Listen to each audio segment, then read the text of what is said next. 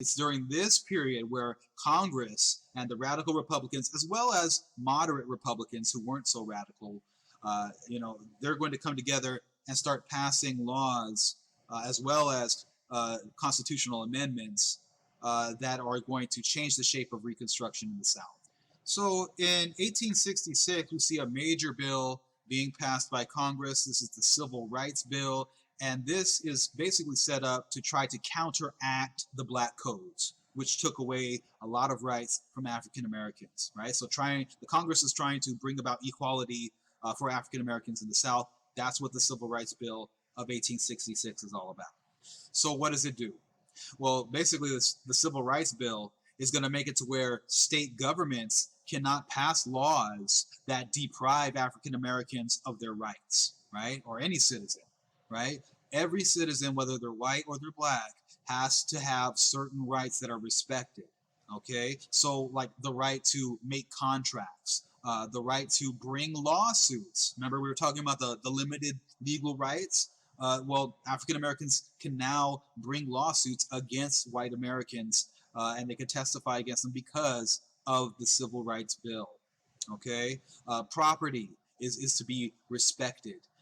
People's bodies are to be respected, right? So people, you're not supposed to be able to get attacked. The law enforcement is supposed to step up if African Americans are being attacked, right? There's, law enforcement is supposed to protect the people, protect all citizens, all right? Not just white citizens, right? So that's what the Civil Rights Bill is all about. Okay, and this is just a bill that's passed by Congress. It's not a constitutional amendment.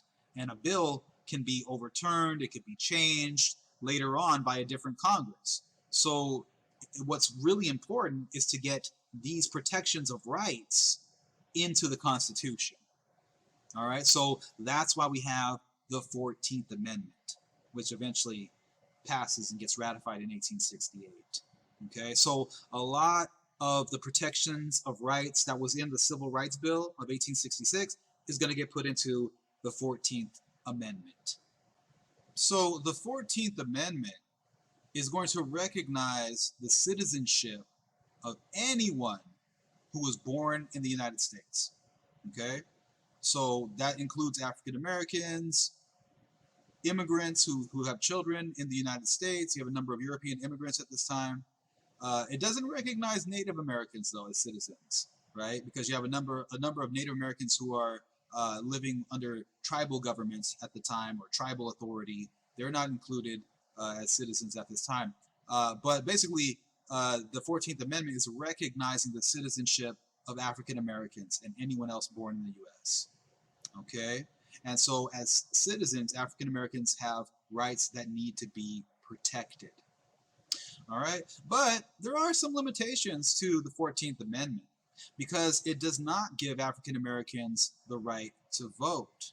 And so that is a problem because you still have these traditional Southern leaders, or former Confederate leaders in power, right? In state governments, in local governments in the South, right? And so that's a problem.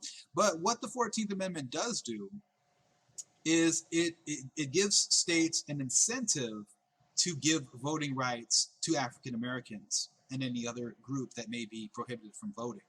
Okay, so basically what the 14th Amendment does is it says, okay, if a state decides to deny a certain group of people the right to vote, well, that group is not going to be counted as part of the state's population.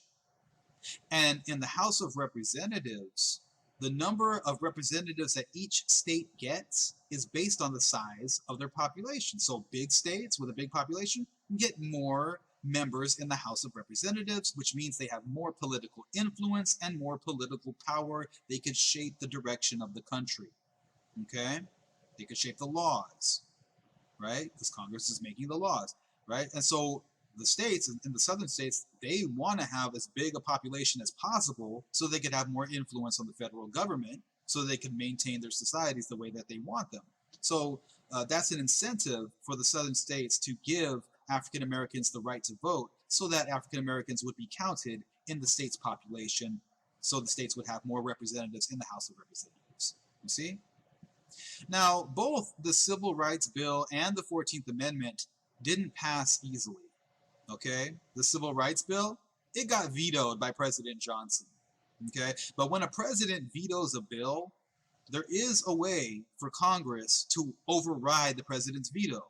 And how is that? With a 2/3 majority vote. So that means that Congress, 2/3 of Congress, has to vote to overturn the president's veto in order for the bill to pass and override his veto.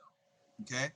And in the case of the Civil Rights Bill of 1866, it was the very first time that Congress did achieve that 2/3 majority vote, and the president's veto was overridden, and the Civil Rights Bill passed.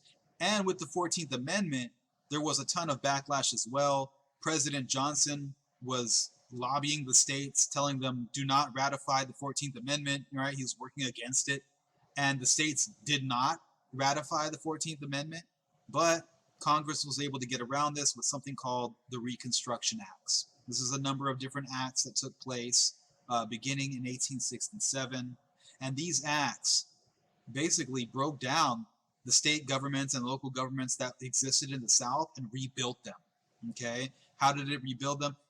They basically, Congress passed these Reconstruction Acts, and one of the Reconstruction Acts, it broke up the states into military districts that were under military control.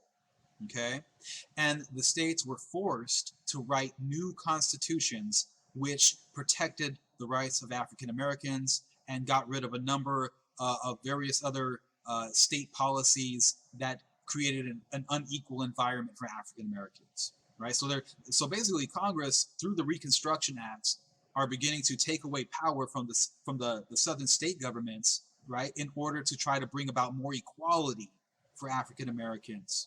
You also have African Americans being able to vote now in the South, and so that's going to change what the state governments look like. Who's going to be the leaders in the state governments, right? So you're going to have a number of African Americans getting voted and elected into office, right? And so the Reconstruction Acts are huge in changing the political power structure in the South, right? Because it basically takes those traditional Southern leaders out of power and allows African Americans to have more political power, right? Now, still, there were a number of white Southerners who were in office, you know, that occupied those state legislatures, and pretty much all the governors were white. You know, we have an exception we'll talk about later on.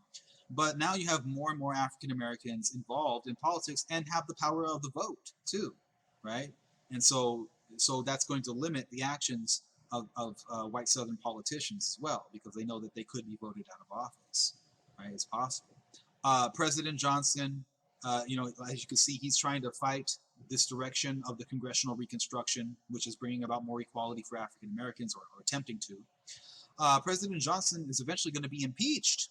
He's going to be the first president to ever get impeached, but he wasn't taken out of office, right? Because as you guys probably know, as you've seen with President Trump, a president can be impeached by the House, but they also have to be removed by the Senate, and the Senate did not choose to remove President Johnson from office. But eventually Johnson, his term is going to come up anyway, and he does not get reelected.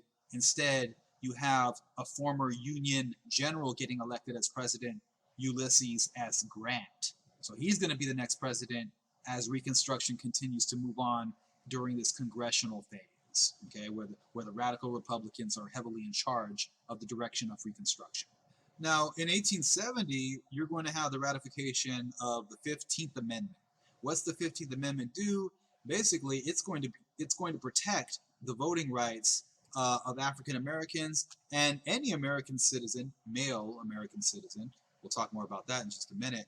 But the 15th Amendment makes it to where no matter what race you are, you cannot be discriminated against. You cannot be denied the right to vote based on your race or ethnicity. And so this is going to protect the vote for African Americans, but not completely, because there's other ways around it. So in the South, you're going to see things like literacy tests, meaning you have to be able to read in order to be able to vote. And this is one way that white Southerners were able to limit the voting rights of African Americans, right? Also, there's something called a poll tax that could be done that the 15th Amendment does not protect against. Okay, what's a poll tax? It's basically you have to pay a tax to be able to vote. And if you can't afford it, then you can't vote. Okay? And so these are all ways to limit the African American vote and limit African American political power in the South. Right? But the 15th Amendment is one step closer to protecting the voting rights of African Americans. Now, earlier we talked about how the southern states needed to create new state constitutions under the Reconstruction Acts. And these new state constitutions created, for the first time, public school systems in the South. And when I say public school systems, I'm talking about the schools were funded by the states. All right, so that was a major change. You also have the development of other institutions under these new state constitutions, such as asylums for the insane, as well as penitentiaries. Another number of jails were created there in the South. You also have the end of some of the more draconian type of punishments, such as whipping, right? So if you broke the law, you could be punished with whipping. Things like that were taken out of the legal system. So these new state constitutions really shifted the character of the southern states, okay? But in terms of the public school system, there was segregation within the schools, meaning that black students and white students went to different schools. But the new state governments did create legal protections against racial discrimination in some institutions within Southern society. Okay, so for example, on the railroads, they were not allowed to deny service to African Americans based on race, right? And other institutions had to follow those types of rules, trying to protect African Americans from racial discrimination in the South.